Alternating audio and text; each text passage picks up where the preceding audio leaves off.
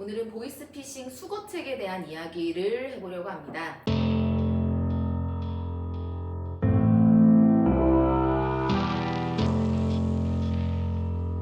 그동안 보이스피싱 피해자들에 대한 기사나 사례는 자주 이야기가 되어 왔고, 또 요즘에는 보이스피싱 피해를 막기 위한 공익광고도 나오고 있는데요.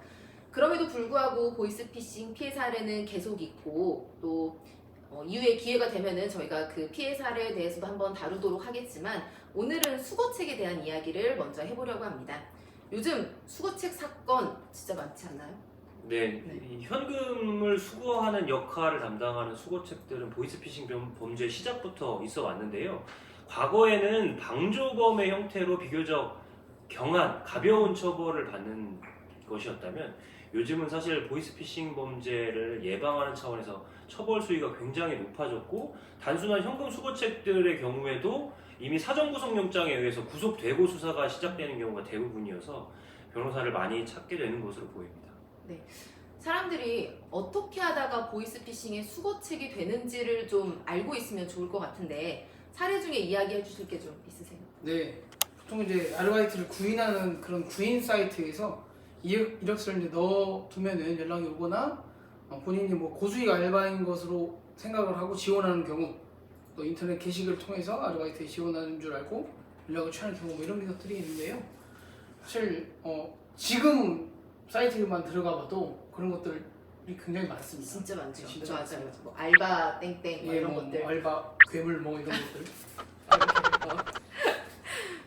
제가 했던 사건 중에는 요즘에 얼마나 이게 치밀하냐면요. 처음에는 봉투 제작 회사라고 해가지고 전화 면접도 봤대요. 전화 면접을 보고 채용할 테니까 기다려라 라고 해가지고 기다리고 있었는데, 갑자기 연락이 와서 이 회사가 사실은 우리 어머님 회사인데 어머님이 아프셔서 당분간은 채용을 하기가 어려울 것 같다. 근데 지금까지 기다려준 게 고마우니까 어머님 회사 말고 우리 회사에서 잠깐 일을 해보는 게 어떻겠느냐 라고 하면서 이제 이야기를 시작을 하는 거죠.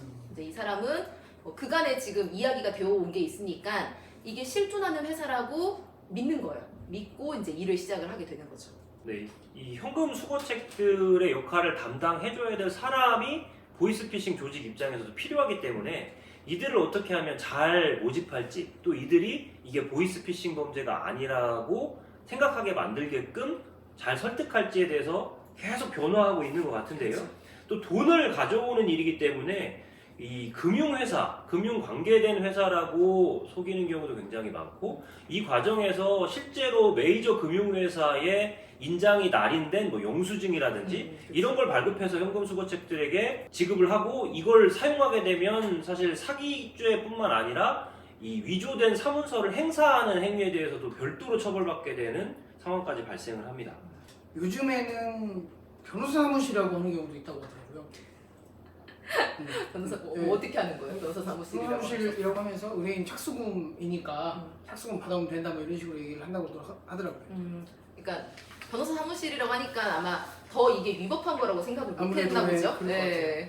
예, 뭐 사실 조금만 사회생활의 경험이 있고 좀 진지하게 고민을 해본다라고 하면 현금 거래에 있어서의 문제점들, 세금의 문제가 될 수도 있고요. 이런 것들이 분명히 이상 거래에 해당한다는 것을 어느 정도 인지할 수 있을 텐데, 또 수거책 역할을 하시는 분들이 정상적인 경제 활동을 많이 못 해보신 분들, 경우에 따라서는 아주 어리거나 그렇죠. 아니면은 뭐 사회생활 경험이 부족할 수밖에 없는 뭐 일용직 노동자들, 아니면 가정주부, 이런 분들이 여기에 이제 엮이는 경우들이 많아서 그 행위가 갖고 있는 법적 의미를 잘 이해를 못하는 경우들이 상당히 많습니다.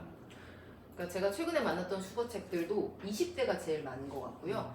아니면 60대도 네. 계셨어요. 네, 퇴직하시고 이제 소일거리 찾으시면서 하시는 경우도 있었거든요. 그게 이제 그 받을 수 있는 수당이 생각보다 좀 달콤한 수치 같더라고요. 그렇죠. 맞아요. 보통 뭐 한 일당 13만 원에서 15만 원, 전달만 하면 15만 원, 그쵸, 20만 원 그쵸. 준다고 하니까. 교통비랑 다 따로 주고. 맞아요. 그러면은 이제 고수익 알바다라고 하면서 이제 걸려드는 거죠.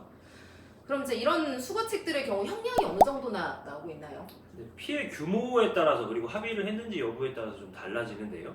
합의가 이루어지지 않는다라고 하면 보통 여러 건의 연루가 되기 때문에 형량이 짧게는 뭐 징역 1년에서 많게는 징역 3년 이상의 실형이 선고되기도 합니다. 물론 이제 피해자하고 원만하게 합의가 되면 집행유예를 받을 가능성이 굉장히 높습니다만, 그 합의의 내용이라는 게 수거책들이 실제로 받은 그 건당 뭐 15만 원 상당의 수수료만 배상하면 되는 게 아니라 피해자의 피해 금액 전체를 배상해야 되는 것이라서 사실 경제력이 좋지 않은 수거책들 입장에서도 합의가 현실적으로는 좀 쉽지 않아 보입니다.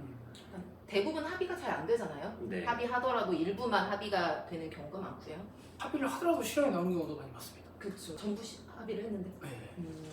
근데 그 경우는 동종 연구가 있었어요. 아, 그렇죠. 그러면 나올 수 있겠죠. 흔하진 않는데 이제 진짜 보이스피싱 범죄라는 걸 인식을 못한 경우라고 해서 그래서 막 되게 잘 증명하면은 무죄가 가끔 나오기도 합니다. 제 느낌으로는 1000에 하나 정도? 그러니까 나올 수는 있죠. 나올 수는 사실 있는데. 나와야 맞긴 하죠. 그렇죠. 나올 수는 쉽지 있는데. 않죠. 이 보이스피싱 범죄는 벌써 10수년이 지났는데 아직도 계속 진화하고 있는 범죄입니다. 본인이 취업을 하는데 취업하는 회사에서 면접을 보지 않는다거나 근로계약서를 작성하지 않는다거나 또 본인이 하는 업무가 현금을 수거하거나 또 현금을 송금하는 일인 경우에는 무조건 의심을 하셔야 됩니다.